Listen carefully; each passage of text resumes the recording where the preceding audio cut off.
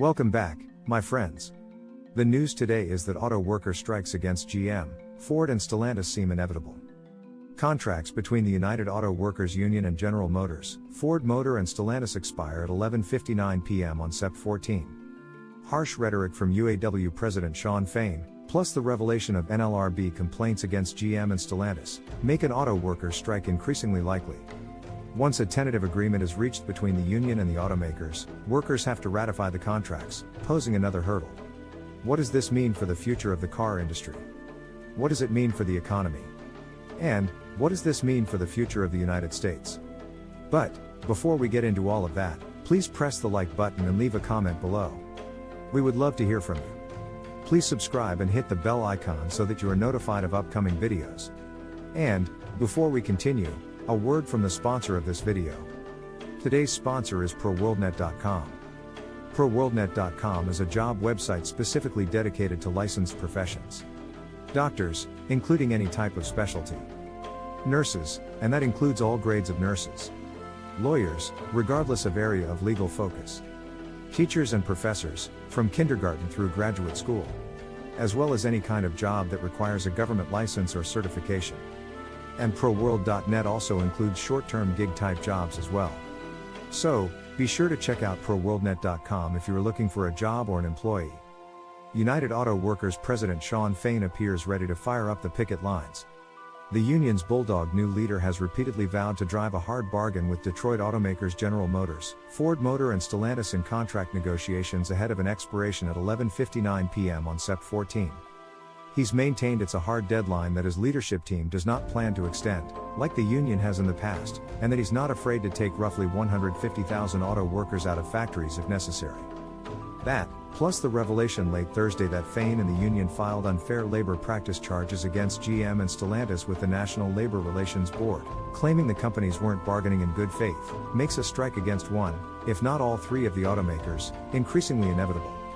Unlike prior union leaders, Fain is attempting to negotiate with all three automakers at once, refusing to select a target company to focus on while extending deals at the others. He's also been far more confrontational with the automakers compared to previous union leaders, at times launching personal attacks on executives. There's a belief among some industry analysts and experts that a strike, or several, may be necessary to convince UAW members that the union leaders fought as hard as they could to reach the demands. "I expect there to be a strike," said Art Wheaton, a labor professor at the Worker Institute at Cornell University. "I think there's a reasonable chance they strike Stellantis first and then give a couple more days for Ford and GM to give a better offer." Wheaton believes that a strike at Stellantis is nearly guaranteed with the sides as far apart as they are now. The union could use that work stoppage as a warning to GM and Ford to finalize their deals, he said. "I think a strike is almost essential at Stellantis or they will never get a deal ratified," Wheaton said. Strikes could take various forms, including a national strike, where all workers under the contract cease working, or targeted work stoppages at certain plants over local contract issues. Prolonged strikes against all three of the automakers would be unprecedented and quickly impact the automotive supply chain, U.S. economy and domestic production. The Biden administration has taken particular interest in the talks, including the appointment of longtime Democratic advisor Gene Sperling to monitor the situation for the White House. Wall Street is obviously watching developments very closely. Wall Street has warned of a potential work stoppage for several months, and investors have taken heed. A brief survey of 99 investors by Morgan Stanley found 58% believe a strike is extremely likely. That's followed by 24% who said it's somewhat likely. Just 16% said a strike was unlikely, while 2% said it was neither likely nor unlikely. Industry and labor experts agree, and for good reason. The impending contract deadline follows combative rhetoric by Fain and other union leaders, a years-long labor movement involving work stoppages, including the UAW, and ambitious demands by the union for 40% or more pay increases, retention of platinum healthcare and a 32-hour workweek. Such demands aren't typically made public or even fully reported until close to the end of the negotiations, in part as an effort to bargain in good faith but also to avoid setting expectations, either too high or too low, for UAW members, who need to ratify the contracts after the sides announce a tentative agreement. "I've always said that the best way to reach agreements is to be negotiating with each other and not in the newspapers, TV or anywhere else," said Dennis Devaney, senior counsel at Clark Hill who formerly served as a NLRB board member and attorney for GM and Ford. "I don't think the public negotiation is really going to move things along. To be clear, it's not exclusively up to FAIN to call for strikes. It's up to the UAW's 14-member International Executive Board, IEB, which FAIN leads as president. The leaders, based on weighted votes, must approve such a work stoppage by a 2/3 majority vote. Then there's the question of how long a strike would last. Of its surveyed investors, Morgan Stanley found the vast majority of respondents, 96%, expected a potential strike to last longer than a week. A strike against GM in 2019 during the last round of contract negotiations lasted 40 days and cost the automaker $3.6 billion in earnings that year, GM reported at the time. The UAW has more than $825 million in its strike fund, which it uses to pay eligible members who are on strike. The strike pay is $500 per week for each member. Assuming 150,000 or so UAW members covered by the contracts, strike pay would cost the union about $75 million per week. A fund of $825 million, then, would cover about 11 weeks. One caveat: that doesn't include healthcare costs that the union would cover, such as temporary COBRA plans, that would likely drain the fund far more quickly. For much of the union's history, it was largely expected that members would ultimately approve whatever deal was bargained and endorsed by UAW leaders. However, in recent negotiations, that hasn't been the case and the sides have needed to return to the negotiating table. That was the situation 2 rounds of negotiations ago, in 2015, with then Fiat Chrysler, now Stellantis, workers, who voted down a tentative agreement.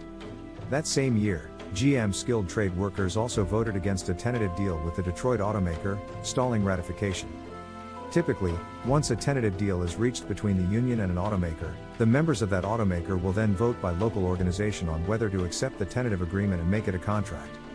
The whole ratification process can take about 2 weeks for each company. The negotiations and ratification voting ended in early December. Spokespeople for the automakers declined to comment directly for this article, but reiterated that their teams continue to bargain in good faith with the union in hopes of deals that benefit both sides.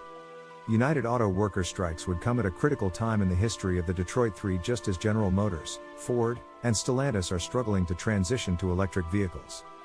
Can GM electric vehicles turn a profit by 2025? General Motors, GM, EV push will soon pay off.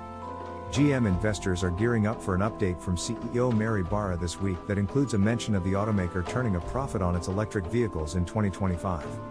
As the race to claim EV market share heats up, many automakers are taking significant losses to scale production. GM CEO Mary Barra and other executives have promised Wall Street that the automaker's new EVs will be profitable, targeting EV profits comparable to gas-powered models by mid-decade and annual EV revenue of $90 billion by 2030. But slower than expected electric vehicle launches, inflated raw material costs and emerging concerns about consumer acceptance have some doubting the automaker's ability to achieve the scale it needs to deliver on such targets. Meanwhile, the company made a comment in its Q3 letter to shareholders that resonates across the industry with the electric vehicle transition underway, stating, "Startups and legacy automakers look to mirror the success Tesla is having with pure EV models.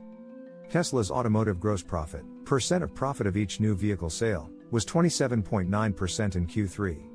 As GM scales EV production, the company expects to continue taking a loss in that segment.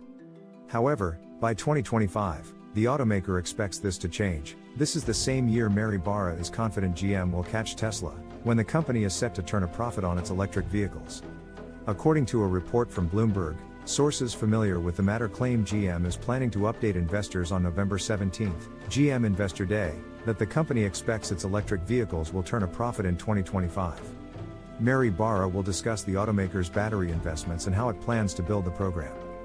However, with GM's plans to provide an EV for everyone on its way to becoming one of the largest electric vehicle makers, investors are eagerly awaiting how GM will do so profitably. Well, according to sources who did not want to be named because the presentation is not yet public, 2025 will likely be the year GM will make electric vehicles for a profit. After several years of building its production capabilities and supporting supply chains, GM is ready to start earning a profit on its EVs. GM, together with LG, have 4 battery plants coming online in the US, with at least 3 by 2024. With several highly anticipated EV models coming from GM next year, including the $30,000 Chevy Equinox EV and electric Silverado pickup, the automaker expects to significantly ramp production volume. At the same time, GM still expects its electric vehicles to generate lower margins than their ICE counterparts as supply chains and production ability transitions over. GM won't sell at the prices of Teslas, so maybe they won't match the profits.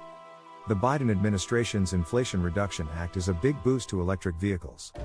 The new law includes money back for companies that produce electric vehicles in North America. It also incentivizes consumers and fleet customers to purchase the vehicles. The electric vehicle business has been a challenge for every car maker, especially legacy automakers. But, what do you think? Please press the like button and leave a comment below. We would love to hear from you. Please subscribe and hit the bell icon so that you are notified of upcoming videos. Please share this video on social media. Thank you for watching.